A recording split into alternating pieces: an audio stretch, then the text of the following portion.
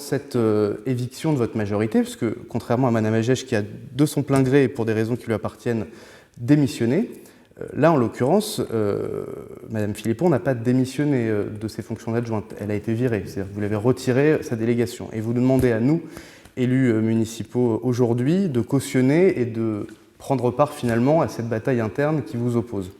J'aurais aimé, Monsieur le maire, qu'au-delà des explications de Mme Philippon, qui nous éclaire effectivement un petit peu plus, quoique, sur les raisons de ce retrait de délégation, que vous vous exprimiez.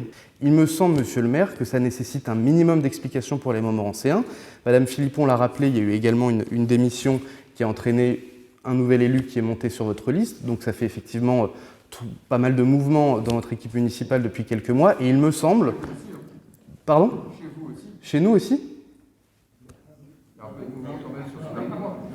Ah non, oui, mais il me semble qu'ils ont été expliqués, justifiés, qu'ils ont eu la parole et que d'ailleurs, on a même dépensé un peu d'argent pour filmer, Monsieur le maire, votre intervention qu'on a mis en ligne sur notre page YouTube. Donc c'était effectivement une transition qui était préparée, qui était expliquée et c'est en rien, si vous revoyez les discours, et je vous invite à les regarder parce qu'ils sont intéressants, c'est en rien une dissension au sein de notre groupe, mais simplement une transition qui était préparée depuis plusieurs années maintenant. Il me semble que les choses sont assez différentes et que là, pour le coup, nous avons donné toutes les explications longuement à l'Assemblée délibérante et donc aux Montmorencéens sur les raisons de ce départ. Donc on attend, Monsieur le maire, au-delà de votre intervention en disant tout vous a été expliqué, et fort heureusement que Mme Philippon a révélé un minimum d'explications, parce que sinon, à part la note de présentation, on n'avait rien.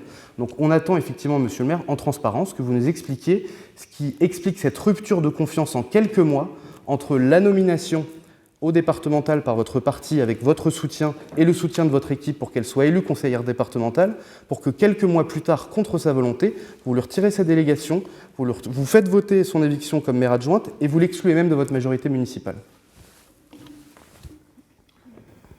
Je n'ai, Monsieur Skenazy, rien à vous dire de plus. Vous avez compris qu'il y avait un sujet de confiance et des sujets internes. Si l'explication ne vous convient pas, vous êtes tout à fait libre de voter ou de vous abstenir ou de voter pour le maintien d'Aziza Philippon. On va passer au vote. On fera ni l'un ni l'autre, Monsieur le maire, on ne participera pas au vote et vous le comprendrez, qu'on ne se mêle pas de vos affaires et de vos tambouilles internes, sur lequel on n'a en plus aucune explication. Donc comment vous voulez qu'on se prononce sur une délib de 3 lignes, ça me paraît compliqué. On ne prendra pas part au vote, Madame Philippon.